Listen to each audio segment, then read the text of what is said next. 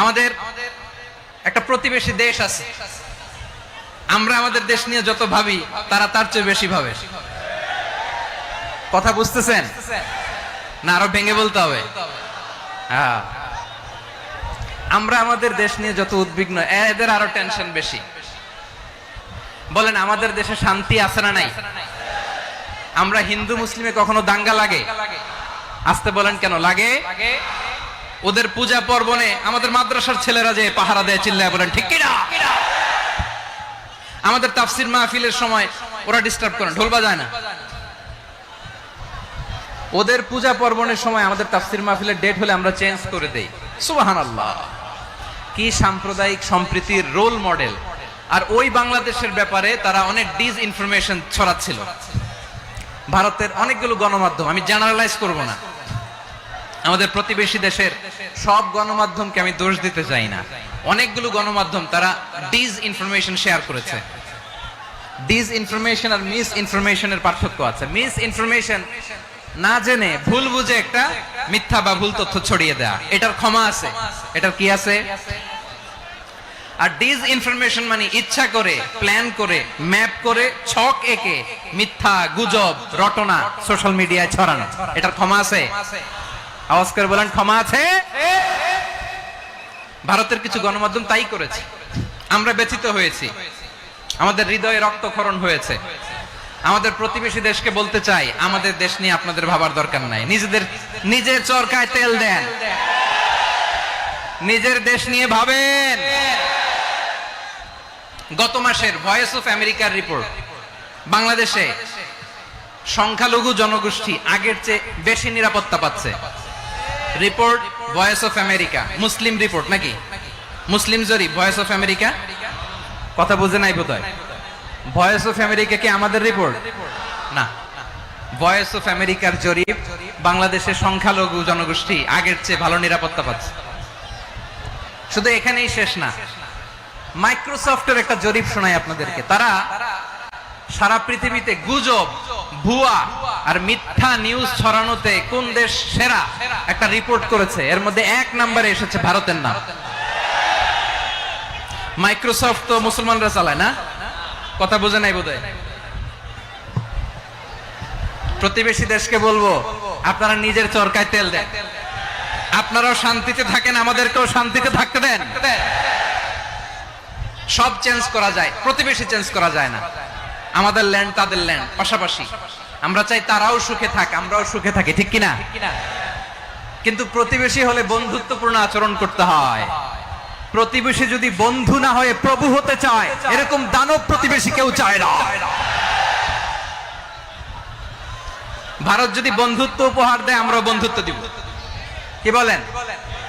তারা যদি বন্ধু সুলভ আচরণ করে, আমরাও বন্ধুত্ব উপহার দেব। কারণ আমাদের পররাষ্ট্র নীতি হচ্ছে সবার সাথে বন্ধুত্ব, কারোর সাথে বৈরিতা নয়। আলহামদুলিল্লাহ বলেন, কত চমৎকার পলিসি আমাদের। আমরা নির্বিবাদী, আমরা বাংলাদেশিরা শান্তিকামী। We are proud of that. এজন্য আমরা গর্ববোধ করি। আমাদের পররাষ্ট্র নীতি সবার সাথে বন্ধুত্ব, কারোর সাথে শত্রুতা নয়। তাই প্রতিবেশী দেশকে বলবো, আমার ভাইয়েরা, আপনারাও আমাদের ভাই, বন্ধুত্ব দিলে বন্ধুত্ব পাবেন। বন্ধুত্ব ইজ ওয়েলকাম, দাদাগিরি নয়। বন্ধুত্ব ওয়েলকাম, দাদাগিরি নয়। Loud and clear. ভারত যদি বন্ধুত্ব দেখায়, বন্ধুত্ব পাবে। কিন্তু ভারত যদি বাংলাদেশে আধিপত্যবাদ বিস্তার করতে চায়, বাংলাদেশের 18 কোটি জনগণ সেটা রুখে দেবে। ভারত যদি গৌর গোবিন্দের ভূমিকায় নামতে চায়, দেশের 18 কোটি মুসলমান শাহজালালের ভূমিকায় নামবে।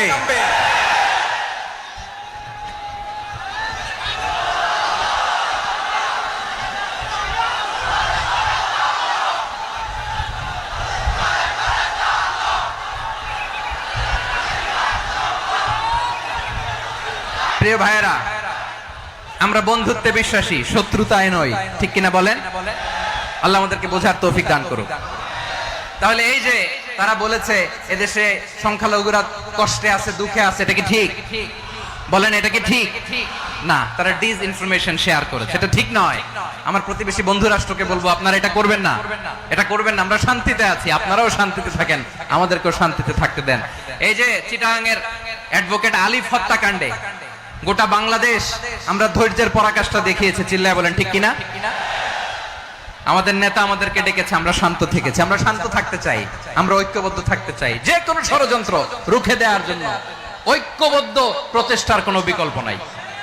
তাই আজকের আলোচনার ছোট্ট একটা টপিক আমি শিরোনাম ঠিক করেছি, আমাদের জীবনে, সমাজ জীবনে, ধর্মীয় জীবনে, রাষ্ট্রীয় জীবনে ঐক্যবদ্ধ থাকার গুরুত্ব। এবার আওয়াজ করে পেকুয়ার ভাইয়েরা বলেন, আমরা ঐক্যবদ্ধ জীবনযাপন করতে চাই কি চাই না? আল্লাহ তাআলা সে নির্দেশনাই দিচ্ছেন। আল্লাহ তাআলা ইরশাদ করছেন, ওয়া'তাসিমু বিহাবলিল্লাহি জামিআন ওয়া লা তাফাররাকু ওয়াযকুরু নি'মাতাল্লাহি আলাইকুম إذ كنتم أعداء فألف بين قلوبكم فأصبحتم بنعمته إخوانا وكنتم على شفا حفرة من النار فأنقذكم منها كذلك يبين الله لكم آياته لعلكم تهتدون الله أكبر পড়েন। আল্লাহ বললেন, ও গোলামেরা শোনো, ওয়া'তাসিমু বিহাবলিল্লাহি জামিআ, ও আমার গোলামেরা সবাই মিলে আল্লাহর রশিকে আঁকড়ে ধরো। আল্লাহর রশি হলো ইসলাম, আল্লাহর রশি হলো কোরআন। আল্লাহ বললেন কোরআনকে আঁকড়ে ধরো, ইসলামকে আঁকড়ে ধরো। একা একা আঁকড়ে ধরলে চলবে না, জামিয়া সবাই মিলে আঁকড়ে ধরো। এই আদেশটা আমাদের জন্য দান করেছেন কে? আল্লাহ তাআলার নির্দেশ, ওয়া'তাসিমু বিহাবলিল্লাহি জামিআ, সবাই মিলে আল্লাহর রশিকে আঁকড়ে ধরো। হাবলুল্লাহ মানে আল্লাহর রশি। হাবলুল্লাহ মানে কি? রশি। এই হাবলুল্লাহ আল্লাহর রশি বা আল্লাহর রজ্জু দ্বারা উদ্দেশ্য হচ্ছে ইসলাম। আল্লাহর রশি দ্বারা উদ্দেশ্য কি? তাফসিরে অনেক ব্যাখ্যা এসেছে। এই এরকম পরিস্থিতিতে তাফসিরের সূক্ষ্ম সূক্ষ্ম বিষয়গুলো আমরা শোনাতে চাই, কিন্তু পরিবেশ হয়ে ওঠে না। আল্লাহর রজ্জু বা আল্লাহর রশি দ্বারা উদ্দেশ্য হচ্ছে ইসলাম। আল্লাহর রজ্জু বা আল্লাহর রশি দ্বারা উদ্দেশ্য হচ্ছে কোরআন। কারণ কোরআন আমাদেরকে ঐক্যবদ্ধ করে, ইসলাম আমাদেরকে ঐক্যবদ্ধ করে। চিল্লায় বলেন ঠিক কিনা? এজন্য আল্লাহ বললেন, তোমরা আমার রশিকে আঁকড়ে ধরো, বিচ্ছিন্ন হয়ে না। আমার দেয়া নেয়ামতগুলো স্মরণ করো। যখন তোমরা ছিলে শত্রু, তোমাদের মধ্যে হৃদয়ে আমি আল্লাহ ভালোবাসা ঢেলে দিলাম, ফলে তোমরা সবাই ভাই ভাই হয়ে গেলে। তোমরা সবাই ছিলে জাহান্নামের কিনারায়, জ্বলন্ত অগ্নিকাণ্ডের পাশে। আমি আল্লাহ দয়া করে ঈমানের বদৌলতে তোমাদেরকে আগুন থেকে ফেরালাম। আমি আল্লাহ দয়া করে তোমাদেরকে জান্নাতের পথ দেখিয়ে দিলাম। সুবহানাল্লাহ পড়েন। এমন পথ দেখালাম যেই পথ তোমাদেরকে জান্নাতে নিয়ে যাবে, পথের দিশা তোমরা পাবে। লাআল্লাকুম তাহতাদুন। প্রিয় ভাইরা, তাহলে আমাদের যে ঐক্যবদ্ধ থাকতে হবে, এই নির্দেশটা কার? নাকি মন মতো আমি বানায় বলতেছি? আওয়াজ করে বলুন, নির্দেশটা কার? আল্লাহ। তাহলে আমাদেরকে ঐক্যবদ্ধ জীবন যাপন করতে হবে। প্রিয় ভাইরা, ইসলাম আমাদেরকে ঐক্যবদ্ধ করে। ইসলাম আমাদেরকে কি করে? সংঘবদ্ধ করে, ঐক্যবদ্ধ করে। বিচ্ছিন্ন হওয়া যাবে না। বিরোধ, বিচ্ছিন্নতা, মতানৈক্য, এগুলো আমাদেরকে ধ্বংস করে, আমাদেরকে দুর্বল করে। আর আমাদের ঐক্যবদ্ধ প্রচেষ্টা আমাদেরকে বিজয়ের দিকে এক ধাপ এগিয়ে নেয়। চিল্লায় বলেন ঠিক কিনা? এজন্য আল্লাহ বললেন, ওয়া'তাসিমু বিহাবলিল্লাহি জামিআ, তোমরা আল্লাহর রশিকে আঁকড়ে ধরো, তোমরা ঐক্যবদ্ধ জীবন যাপন করো, তোমরা বিচ্ছিন্ন হইও না। বিচ্ছিন্ন হইলে লস, ঐক্যবদ্ধ হলে সেখানে কল্যাণ আছে না নাই?